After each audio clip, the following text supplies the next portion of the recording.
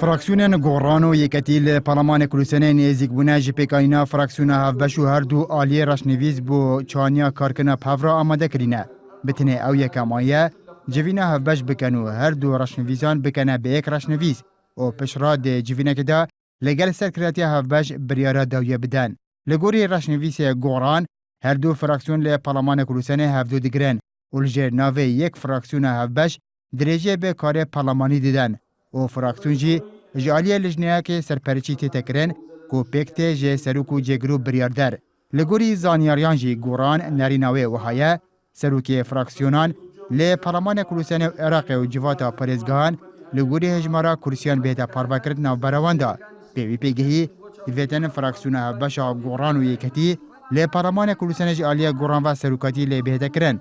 Lê Parlemanê Iraqê jî Yeketî serokatiya firaksiyona hevbeş biket.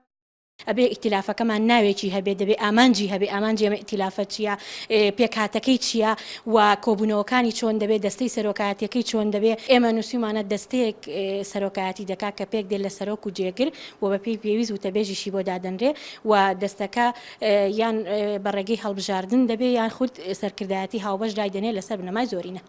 فراکسیۆنا Yeketî jî nêrîneka din heye bû karê hevbeşê dêgel Goran da. Yeketî dixwaze her du firaksiyon bê serbexwe dê parlemanî da bimînin.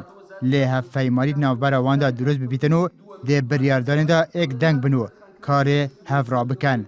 Dê reşnivîsê Yeketî de hatiye her du firaksiyon hevfeymaniyetê pevrabigirê detin û hevpeymaniya wan jî ji aliyê desteyekê serokatiya wê bêhte kirin ku her du firaksiyon serpereşiyê bikin. Dê biryardanê û karê parlemanî da jî yek bigirin û hevbeş bikin. خاڵی هاوبەشمان زۆر زیاتر لە خاڵی ناکۆ خاڵ ناکەمان زۆر کەمە ئیشاڵا لە ئایندێکی نزیکە لە کۆبنەوەی داهاتوو لەسەر ڕێەکەوین ئێمە مەبەستمانە ئیتلافێکی هاوبەش لە پەرلەمانی کوردستان دروست بکەینەوە ئیتلافە هاوبەشە بەکرایەوەی ئەیهێڵینەوە بۆ فراکسیۆنەکانی تر بۆ ئەندامانی تری پەرلەمانی کوردستان تا بیانەوێ بەشدار بن لەوە ئیتلافەی Yeketî و Goran.